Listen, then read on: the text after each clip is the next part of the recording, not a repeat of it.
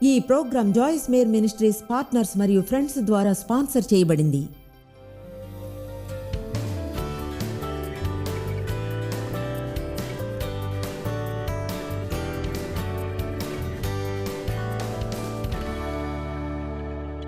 ఈ వారాంతంలో మీకు బోధించాలనుకునే దాదాపు 10 వేర్వేరు దేవుని పేర్లు నా దగ్గర ఉన్నాయి. నా ఉద్దేశం ఏమిటంటే, పేరు అనేది ఒక వ్యక్తిని గురించి ఏదో చెప్తుంది. మనం తెలుసుకుంటాం, బైబిల్లో ముందుగా ఆయన్ని రిఫర్ చేసే పేర్లు అక్షరాల వందల సంఖ్యలో ఉన్నట్లుగా, అయితే వాటిలో చాలా వరకు క్యాపిటలైజ్ చేయబడున్నాయి. అవే ఆయనకి పేరు అన్నట్లుగా. అంటే ఈరోజు మనం మాట్లాడుకోబోయే పేర్లలో ఒకటి Jehovah Elyon, the lord most high. అదంతా క్యాపిటల్స్లోనే ఉంది. దాన్ని చూసినప్పుడు అదేదో ఒక స్టేట్మెంట్ కాదు, కానీ అదేం చెప్తుందంటే దేవుడు అన్నిటికంటే పైన ఉంటాడని. కనుక మనం ఈ పేర్లను అధ్యయనం చేసి వాటిని చూసినప్పుడు మనం దేవుణ్ణి మరింత లోతైన సన్నిహితమైన విధానంలో తెలుసుకుంటాం. నేను చెప్పాలనుకున్న పాయింట్, దేవుణ్ణి తెలుసుకున్న ఎవరైనా సరే ఆయనతో సంబంధం ఉండకూడదు అని అనుకోరు. ఆ తర్వాత ఒక కేటగిరీ ప్రజలు ఉంటారు, వాళ్ళు ఒకలా సగం సంబంధాన్ని పెట్టుకోవాలనుకుంటారు దేవునితో. వాళ్ళు దేవుణ్ణి నమ్ముతారు. వాళ్ళు ఇలా కూడా అనవచ్చు, అవును యేసు నా కొరకు మరణించాడు అని తెలుసు అంటారు వేరే ఎవరైనా కూడా. ఎందుకంటే క్రీస్తులో నమ్మకం ఉంచితే పరమునకు వెళతారని. అయితే నిజంగా వారికి దేవుడు తెలియదు కనుక వాళ్ళు వేరే ఎన్నో ఇతర విషయాలను ప్రిఫర్ చేస్తారు దేవునితో సమయం గడపడం కంటే. ఎందుకంటే వాళ్ళకి నిజంగా తెలియదు ఆయన ఎంత అద్భుతమైన వాడో, ఆశ్చర్యకరుడో. ఎన్నో ఏళ్ళు క్రిస్టియన్గా జీవించాను, అయితే దేవుని మాత్రం నా జీవితంలో ఆదివారపు ఉదయం భాగంలో రానిచ్చాను, మిగతా జీవితంలోని కాదు. చెప్తున్నాను, దేవునితో ఉండడం ఎంతో వినోదంగా ఉంటుందో తెలియదు. ఒక్కసారి మీరు దేవునితో ఎలా జీవించాలో తెలుసుకోవడం ఆరంభించేంత వరకు ప్రజలు క్రీస్తుని స్వీకరించడమే కాదు నేను కోరుకునేది, ముందే ఆయన ఎవరో తెలిసిన వారు మరింతగా తెలుసుకోవాలి. దేవునితో సంబంధాన్ని నిజంగా ఆనందించగలిగేలా దేవుణ్ణి అంటిపెట్టుకుని ఉండడంలో అందరూ సౌకర్యంగా ఉండాలి.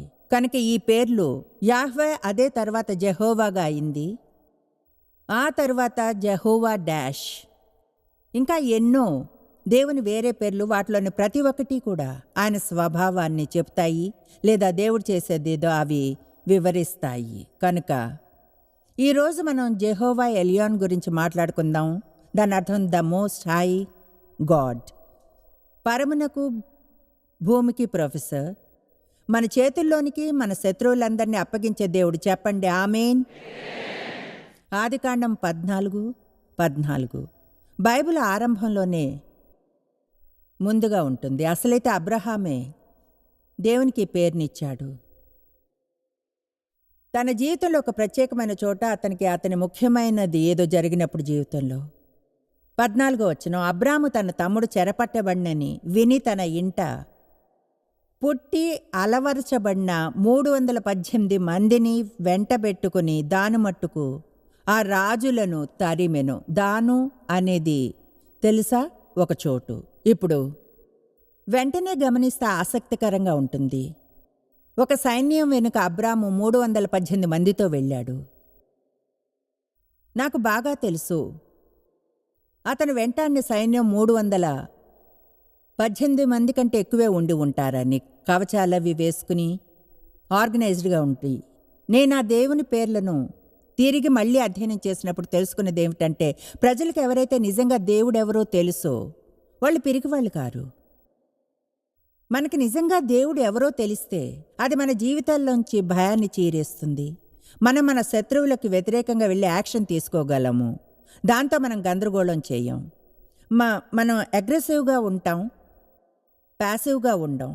నేను ఉదయాన్నే గుర్తించాను, మన దేశం లాంటి చోట కూడా నాకు తెలియదు ఇక్కడ మీకు ఎలాంటి సమస్యలు ఉన్నాయో, బహుశా మాకు ఉన్నలాంటివే ఉండవచ్చును. ఆత్మిక స్వాతంత్ర్యం కొరకు దేవుని వాక్యం మీద నిర్మించబడినది. దేవుడు నంబర్ 1గా ఉన్నంత వరకు ప్రతిదీ అద్భుతంగా జరిగిపోతూ ఉండేది, ఆశ్చర్యపోయేంతగా. అప్పుడు మనకున్న వాటిలో ఒకటి జరుగుతున్నది, మన శత్రువులకు వ్యతిరేకంగా బలంగా ఉండేవాళ్ళం. ఒకలా మీరు ఆ చోటుని గందరగోళం చేయలేరు. ఇప్పుడు అదంతా మారిపోయింది. ఎందుకంటే మరింత ఎక్కువగా విషయాల నుంచి దేవుణ్ణి తీసేయడం వల్లనే, దేవునికి గౌరవం ఇవ్వకపోవడం. నిజంగా ఒక కదలిక ఉంది బహుశా ఇక్కడ కూడా, ఇదంతా దాదాపు ప్రపంచం అంతటా కొంతమంది దేవుణ్ణి వదిలించుకోవాలని ట్రై చేయడం. నిజంగా అదెంతో హాస్యాస్పదం. నేను ఇప్పటికీ విన్న వాటిలో దేవుడే దీన్ని ఆరంభించాడు, ఆయనదే సొంతం, ఇదంతా ఆయనది, ఆయన బయటకు త్రోసి పారవేయలేము.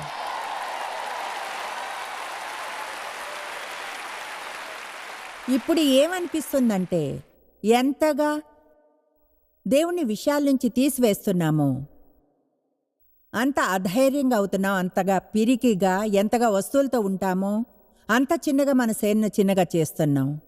కనుక ఒక కనెక్షన్ ఉందనుకుంటాను, దేశాలకే కాదు కానీ ఒక వ్యక్తిగా మన అందరికీ కూడా. దేవుడు మనకు పిరికి ఆత్మని ఇవ్వలేదు, కానీ శక్తి, ప్రేమ కల మనస్సుని ఇచ్చాడు. ఆమేన్. పిరికి వాళ్ళగా ఉండడానికి దేవుని చేత మనం సృష్టించబడలేదు. ప్రతిదానికి భయపడుతూ, నేను ముందు చెప్పిన ప్రకారంగా ఎంతమందికి నిజంగా ప్రజల్ని ప్రీతిపరచుతూ సమస్య ఉందన్న దాని గురించి, అది భయం మీద ఆధారపడింది. ప్రజలు మనతో అప్సెట్ అవ్వకూడదు అనుకుంటాం, అసంతోషంగా ఉండకూడదని, అందరూ మనం అంటే ఇష్టపడాలని. కొన్నిసార్లు మనం ధైర్యంగా ఉండి ఇలా అనాలి, మీ సహాయం కంటే దేవుని సహాయమే కావాలి. దేవుడు నన్ను ఏం చేయమంటాడో అదే చేస్తాను, ఆయన ఏం చేయమంటున్నాడని నమ్ముతున్నాను. ఎందుకంటే పరమలో మంచి గౌరవాన్ని పొందాలి, ఇక్కడ చెడుది పొందినా ఒకవేళ నేను పొందాలి అనుకుంటే.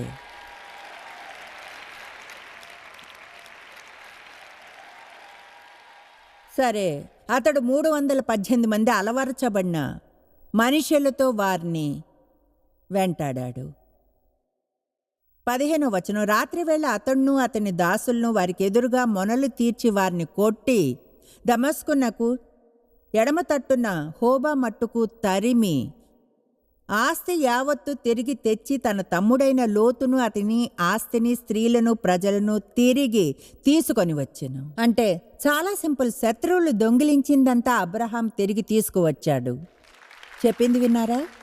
మన దేవుడు ఎవరో మనకు తెలిసినప్పుడు శత్రువు దొంగిలించిన దాన్ని మనం తిరిగి తీసుకోగలం. సరేనా? 17వ వచనం, అతడు అబ్రాము రాజులను ఓడించి తిరిగి వచ్చినప్పుడు, అవును ఆ చోటు సారీ, అయితే నాకు ఈ పేర్లన్నీ సరిగ్గా అంటే బాగా చెప్పలేను తెలుసా. కొన్నిసార్లు కొంతమందిని పిలిపిస్తాను పేపర్ మీద వాటిని చదివేలా వ్రాయించడానికి. సంతోషంగా లేదా నేను ఒక్కదాన్ని ఈ విషయాలను సరిగ్గా చేయలేనంటే? అలాగే మీరు ఆ ఒక్కరే కాదు. అతడు కదర్లా యోమెరును అతనితో కూడా ఉన్న రాజులను ఓడించి తిరిగి వచ్చినప్పుడు సొదొమరాజు అతన్ని ఎదుర్కొనుటకు రాజులోయ అని షావేలోయ మట్టుకు బయలుదేరి వచ్చెను.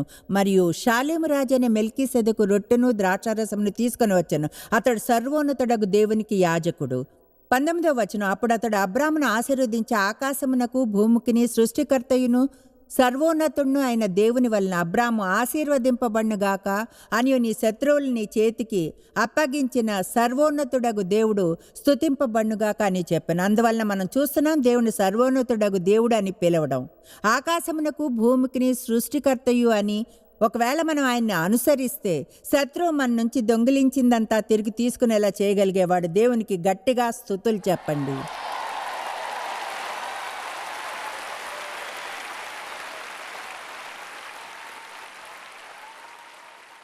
కొన్నిసార్లు అనిపిస్తుందా మీ జీవితంలో అధిగమించినట్లుగా, అంటే ప్రతిదీ ఎక్కువైనట్లుగా? 318 మందితో ఒక సైన్యాన్ని వెంబడించడం.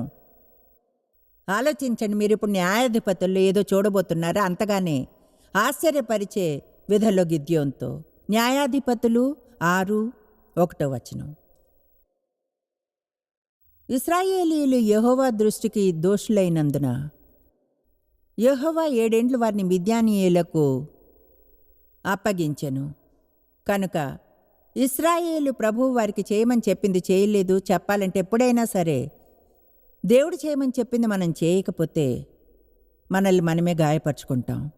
మన జీవితాల్లో చెప్పాలంటే శత్రువుకు ద్వారాన్ని తెరుస్తాం. దేవునికి లోబడి ఉండండి. అపవాదిని ఎదుర్కొంటే అతడు పారిపోతాడు. ఊరికినే ఎదుర్కోలేరు. దేవునికి మీరు విధేయులై ఉండాలి. అలా చేస్తున్నప్పుడు చెప్పాలంటే మనం ఆటోమేటిక్గా శత్రువుని ఎదిరిస్తాం.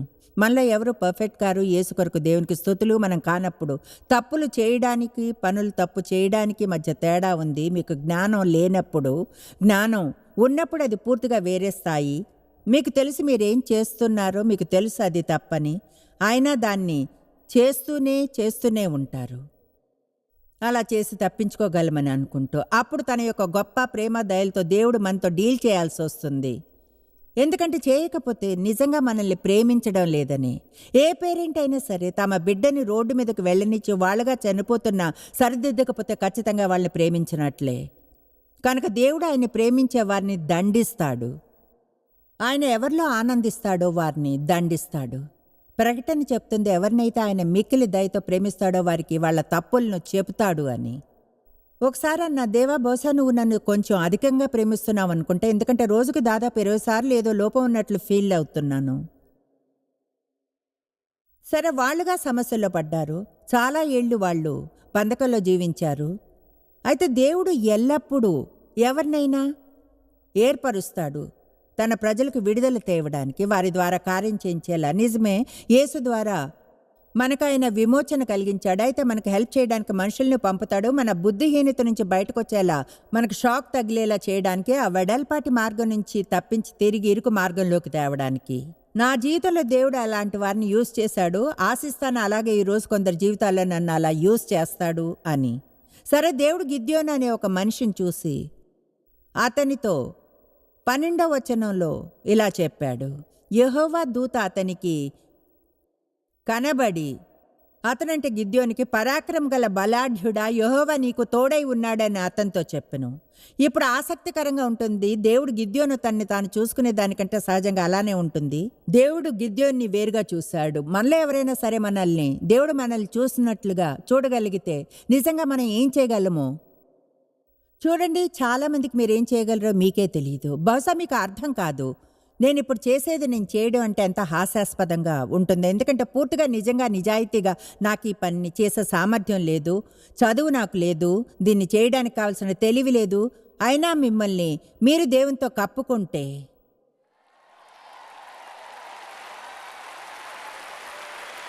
లేదా ఇలా చెప్పవచ్చును, దేవుడే స్వయంగా తనతో మిమ్మల్ని కప్పితే అదేదో మనం చేసేది కాదో ఆయన చేస్తాడు. కనుక మనం చూసేదానికంటే ఎంతో ఎక్కువ సామర్థ్యాన్ని దేవుడు చూస్తాడు.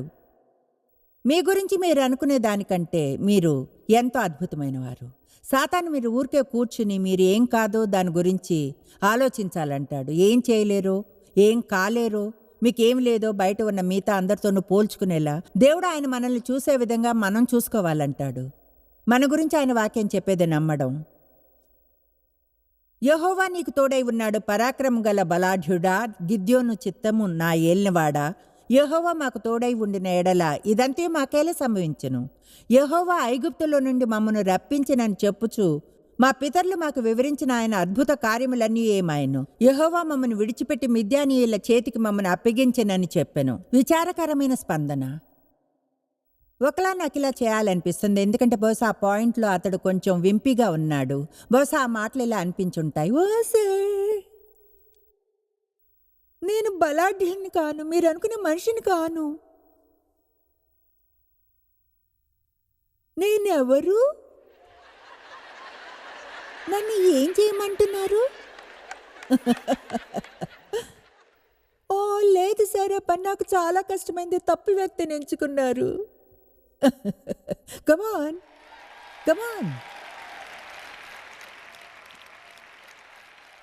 చూడు దేవా, నువ్వు నిజంగా మాతోగానే ఉంటే మాకు సమస్యలన్నీ ఎందుకు వస్తున్నాయి? నువ్వు అద్భుతాలను ఎందుకు చేయడం లేదు? కమాన్.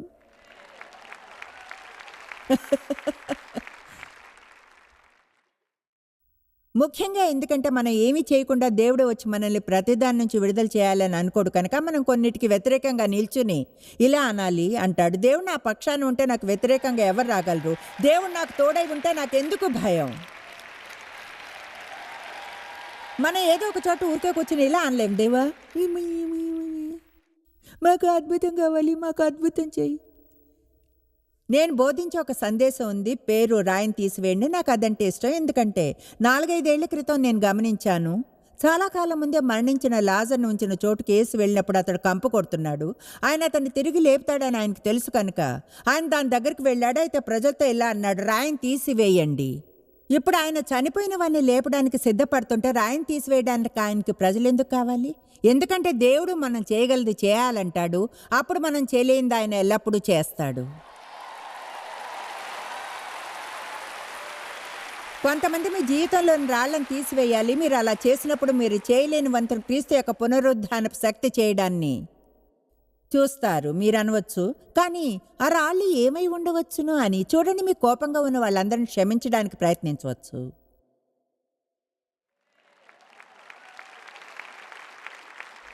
కానీ అది చాలా కష్టమే. చూడండి, నా శత్రువుల్ని దేవుడు తీసివేయాలి. లేదు, దేవుని సైన్యంలో మన అందరం సైనికులం. పరిశుద్ధాత్మ చేత అభిషేకించబడ్డాం. ఆయన శక్తితో నిండి ఉన్నాం. మనం లేచి నిలిచిన అలా ప్రవర్తించాల్సిన సమయం ఇది. అంతేకాని చర్చిలో వేదిక మీద చైర్ లీడర్ మనందరినీ ఉత్సాహపరుస్తున్నప్పుడు కాదు. దీన్ని మీరు మీ ఇంట్లో చేయాలి. ఉదయాన్నే లేచినప్పుడు అపవాది ఇలా అంటుంటే, నీలో ఏ మంచి లేదు, నీ రోజు బాగోదు. మీరప్పుడు అనాలి, నువ్వు అబద్ధికుడువు, నేను దేవుని బిడ్డను, ఆయన నాలో నివసిస్తున్నాడు, ఈ రోజు శ్రేష్టమైందిగా ఉంటుంది.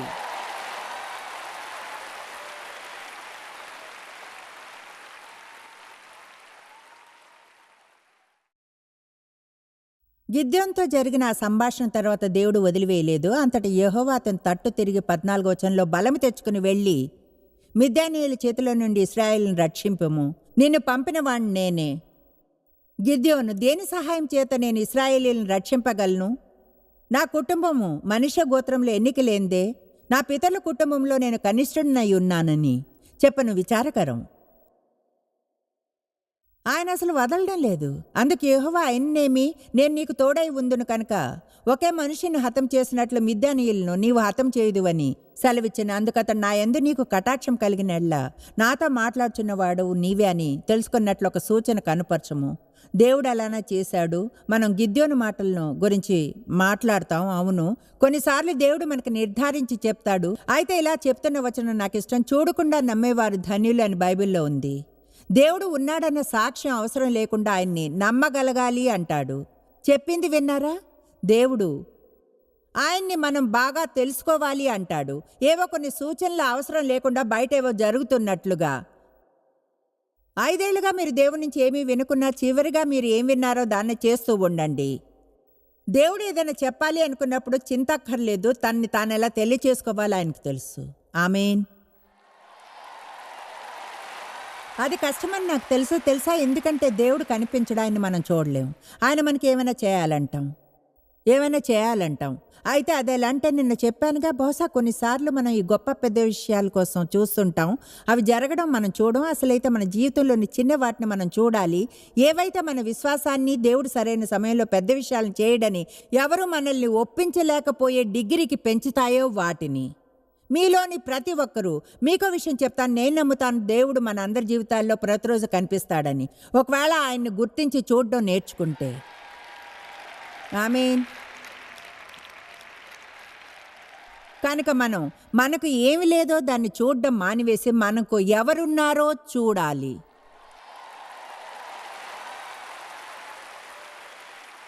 దాన్ని నేను మళ్ళీ చెప్తాను. మీకు లేని దాన్ని చూడడం మానివేసి మీకు ఎవరున్నారో ఆయన్ని చూడండి. న్యాయాధిపతులు 6:34. యెహోవా ఆత్మ గిద్యోనును ఆవేశించెను. అతడు బూర ఊదినప్పుడు అబీయెజెరు కుటుంబపు వారు అతని వద్దకు వచ్చిరి. అంటే దేవుడు గిద్యోనును అసాధ్యమైన ఏదో పనిని చేయడానికి అతన్ని పంపాడు. అయితే అది సాధ్యమైంది. సర్వోన్నతుడకు దేవుడు ఆకాశమునకు భూమికిని సృష్టికర్తయును సర్వోన్నతుడును అయిన దేవుని ఆత్మ అతన్ని ఆవేశించినప్పుడు చాలాసార్లు నేను ఇక్కడికి రావడానికి ముందు దేవుణ్ణి అడుగుతాను, నా చుట్టూ ఆయన్ని కప్పి ఆయన నేను చేయాలనేది చేయగలిగే సామర్థ్యాన్ని ఇవ్వమని. మనం కానీ దేవుణ్ణి మరింతగా నమ్మడం నేర్చుకుంటే ఆశ్చర్యంగా ఉంటుంది. మీరు చేయగలరని మీకు తెలియంది కూడా చేయడం చూస్తే. ఎందుకంటే దేవుడు మీతో ఉన్నాడు కనుక. నేను గిద్యోను గురించి అనుకున్నాను. అదెంత ఉత్సాహంగా ఉంది. ఓ, దేవుని ఆత్మ గిద్యోన్ని ఆవేశించింది అనుకున్నాను. వావ్, అయితే ఇంకో ఆలోచన వచ్చింది. ఆయన మనలో నివసిస్తున్నాడు. ఆయన పైన కంటే లోపల ఉండడమే మంచిది. కమాన్, ఆయన నాలో నివసించడమే మంచిది పైనుండే కంటే. ఆయన పాత నిబంధనల ప్రవక్తల మీదకు వచ్చాడు. అయితే మన లోపల ఉన్నాడు ఆయన. ఆయన వస్తూ పోతూ ఉండడు, ఉండడానికే ఉన్నాడు.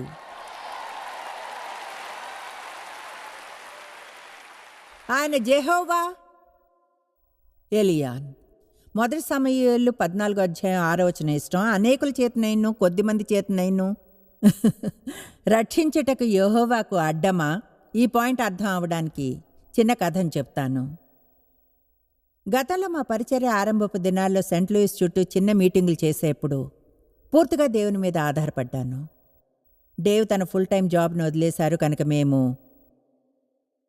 చూడండి, దేవుడు కనిపించాల్సి ఉంది. అవును, పరిచర్యకు అయ్యే ఖర్చులు భరించడానికే కాదు, కానీ మా పూర్తి శాలరీ దానిలోంచే రావాల్సి ఉంది. అందుకని మేము ఈ మీటింగ్స్ని చేసాం. తెలుసా, ఒక పాయింట్కి వస్తాం. ప్రతి మీటింగ్లోనూ ఒక మొత్తంలో ఇంత వస్తుందనే, అలాగే ఖర్చులు ఏముంటాయో. మేము జాగ్రత్తగా లేకపోతే మనస్సంతా ఎంతమంది ఉన్నారన్న దాని మీద ఎక్కువగా వెళ్తుంది. అలాగే మీటింగు చూడగలిగే ఇలాంటి విషయాలన్నిటి మీద ఆధారపడడం ఆరంభిస్తాం, చూడలేని దేవుని మీద కంటే. ఆమేన్. సరే, ఒకరోజు ఉదయాన్నం మంచు తుఫాన్ వచ్చింది. నేను ఉదయం మీటింగ్ చేయడానికి వెళ్ళినప్పుడు బహుశా గురువారం అనుకుంటా. ఆ రోజు బహుశా 10-12 మందే వచ్చారు. అండ్ బోధించాలనుకోప్పుడంతా ఏం చేయబోతున్నాం అనే చింతతో పోరాడుతున్నా. ఇప్పుడు ఏం చేయాలి? ఈ వచనాన్ని నా మనసులో విన్నాను. చెప్పాలంటే నాకు తెలియదు కూడా అది అక్కడ ఉందని నాకు తెలుసని ఆ సమయంలో. అయితే దాన్ని విన్నానంతే. ఎంతమంది ఉన్నా కూడా నాకు అనవసరం. ఏదేమైనా రక్షించగలను. సరే, ఆ రోజు ఎలాగో ఏమో అక్కడ ఒక ధనవంతురాలు ఉంది. ఆమె భర్త స్పోర్ట్స్ ఇండస్ట్రీలో పేరు పొందినవారు. ఏ రోజు ఆమె అక్కడికి రాలేదు, కానీ ఆ రోజు మాత్రం వచ్చింది. ఎంతో ధారాళంగా ఆమె ఒక చెక్ ఇచ్చింది. ఎంతకంటే ఆ రోజు రాని వాళ్ళందరికీ సరిపోయే అంతగా. ఆనాటి కానుక ఒకవేళ ఆ రోజు 100 మంది వచ్చి ఉన్నా కూడా బహుశా ఈమె ఇచ్చిన దానికంటే తక్కువే. దేవునికి అది అడ్డమేం కాదు. ఒకవేళ అనేకుల చేత లేదా కొద్దిమంది చేత రక్షించడానికి మన దృష్టి అంతా ఆయన మీద ఉన్నంత వరకు. చూడండి, ఇక్కడ జాయిస్ మేర్ మినిస్ట్రీస్లో ప్రార్థనలు చాలా చాలా సీరియస్గా తీసుకుంటాం. ఎందుకంటే నేను నమ్ముతాను, మన జీవితంలోని ప్రతి ఓటమి ఒక ప్రార్థన ఓటమి అనే. వేరే గొప్ప స్త్రీ పురుషులు ఆ విషయాన్ని బోధించడం విన్నాను. వాళ్ళు చెప్పిన దాన్ని ఎంచుకున్నాను. దాన్ని నేను నమ్ముతాను. బహుశా మనం అడగలేదు కనుక పొందలేదు. మీకోసం ప్రార్థించడం మాకిష్టం. మాకోసం మీరు ప్రార్థిస్తారని ఆశిస్తున్నాను. ఈరోజు స్పెషల్ ప్రేయర్ రోజు కనుక ప్రజల్ని తమ ప్రార్థనా విన్నపాలు పంపమని ఆహ్వానించాం. తర్వాత ఇక్కడ కొంత సూపర్ డూపర్ స్పెషల్ ప్రేయర్ ఉంటుంది. ఈ రోజున మా పార్ట్నర్స్ కోసం ప్రార్థిస్తే మాకు బలంగానూ ఆనందంగానూ ఉంటుంది. అలాగే అవసరతలున్న వారి కోసం. అవునా? అక్షరాల మీరు చెప్పినట్లుగా మనకు జాయిస్ మేర్ మినిస్ట్రీస్ గురించిన ఈ విషయం నాకిష్టం. ప్రార్థనా విన్నపాల కొరకు రోజంతా ప్రార్థించడానికి మా వద్ద ప్రార్థనా టీంలున్నాయి. అయితే ఏడాదికి ఒకసారి ఈ ప్రార్థనని సెలబ్రేట్ చేస్తాం. బహుశా అది అవసరతల కొరకు ప్రార్థించడానికి అవకాశమే. అందరూ కలిసి దేవుడికి థ్యాంక్స్ చెప్పి ఆయన మనకు చేసే వాటన్నిటినీ పండుగ చేసుకోవడానికి. అయితే మాకు వందల వేల కొలది ప్రార్థనా విన్నపాలు వస్తాయి. టేబుల్ మీద ఎన్నో ఉంటాయి. ఆన్లైన్లో కూడా తమ ప్రార్థనా విన్నపాలను పంపుతారు. అది ఒకవేళ ఈ రోజు కొరకు వాళ్ళు ఇంకా ప్రార్థనా విన్నపాన్ని పంపకుంటే ఆన్లైన్లో పంపగలరు వాళ్ళు. ఒకవేళ ఆ విధంగా చేయగలిగితే joycemeer.org మీ ప్రార్థనా విన్నపాలను అందులో పంపండి. మా డిపార్ట్మెంట్లన్నీ టైం తీసుకుని ఈ విన్నపాలన్నిటి కొరకు ప్రార్థన చేస్తాయి. ఎల్లవేళలా దేవుడు ప్రార్థన ద్వారా అద్భుతమైన కార్యాలు చేయడం చూస్తూనే మన ప్రార్థన గురించి అద్భుతమైన విషయం ఏమిటో తెలుసా? ఇది డంబాలు కొట్టుకున్నట్లు అనుకోరనుకుంటా. ఈ విషయంలో నాకెంతో గర్వంగా ఉంటుంది. కేవలం ఈ బాక్స్కే పరిమితం కాదు మా ప్రార్థన. అది నిజం. వీటిలోని ప్రతి ఒక్కదాన్ని చదివి ప్రత్యేకంగా ప్రార్థన చేస్తారు. తర్వాత ఇటువంటి ప్రార్థనా విన్నపం వచ్చినప్పుడు ఇది 30 రోజులు ప్రార్థనా గదిలో ఉంటుంది. ఆ అభిషేకంతో కప్పబడి. కనుక నేను నమ్ముతాను, ప్రార్థన అనేది మన పదోన్నతికి మన విజయాలకు ఎంతో ముఖ్యమని. అక్షరాల అందుకనే మనం చేసేది చేస్తున్నాం. అందుకనే ఎంతో మంది ప్రజల కథలు ఇలా చెబుతుంటాయి. నేను ద్వారాన్ని తెరిచేంత వరకు దేవుడు ఏం చేయగలడోనన్న ఐడియా కూడా లేదు. అడిగినప్పుడు అద్భుతమైనవి చేయడం చూశాను. అది ప్రజల అక్షరాల్లో ఉంది. వాళ్ళ ఆరోగ్యంలో, వాళ్ళ పిల్లలు క్రీస్తు దగ్గరకు రావడానికి, అది వాళ్ళ సంబంధాల్లోనూ ఉంది. అక్షరాల అది మేము ఈ రోజు ప్రార్థించే ప్రతి చోట ఉంటుంది. మిమ్మల్ని ప్రోత్సహిస్తున్నాను. నేను చెప్పినట్లుగా మీకు గాని స్పెషల్ రిక్వెస్ట్ ఉంటే మీరింక పంపకపోతే, ఈరోజు సమయానికి దాన్ని మాకు చేర్చగలిగేది దాన్ని వేరే ఏ సమయం కోసం పంపిన ఆహ్వానితులే ఆన్లైన్లో దాన్ని పంపండి. మీకోసం ప్రార్థించగలుగుతున్నందుకు ఉత్సాహంగా ఉంది. మేము వెంటనే వీటిలో కొన్ని అవసరతల కోసం ప్రార్థిస్తాం. తర్వాత మీతో ఈనాటి మా ఆఫర్ గురించి చెప్తాను. తండ్రి యేసు నామంలో నీ వద్దకు వస్తున్నాం. ప్రార్థనా శక్తి ద్వారా ప్రజలకు సహాయం చేయగలుగుతున్నందుకు నీకు థ్యాంక్స్.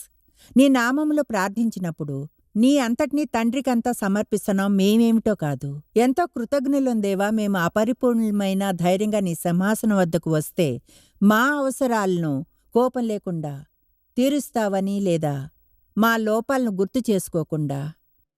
కనుక తండ్రి నీకు థ్యాంక్స్ తండ్రి. అవసరాలు ఏవైనా సరే, ఒకవేళ ఫైనాన్షియల్ అయినా, సంబంధాలైనా, శారీరకమైన, ఆత్మికమైనవి లేదా ఏవైనా సరే దేవా, నువ్వు ప్రతిదాన్ని క్షుణ్ణంగా చూస్తావని తెలుసు.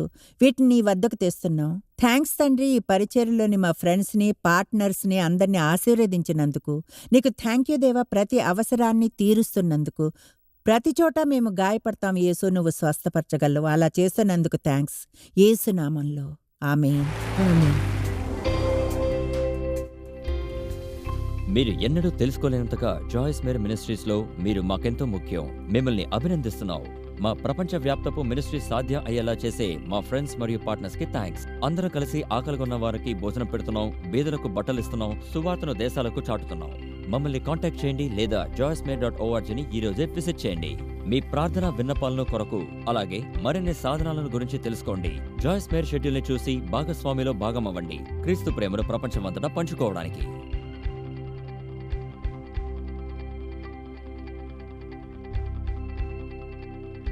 ఈ program Joyce Meyer ministries partners మరియు ఫ్రెండ్స్ ద్వారా స్పాన్సర్ చేయబడింది.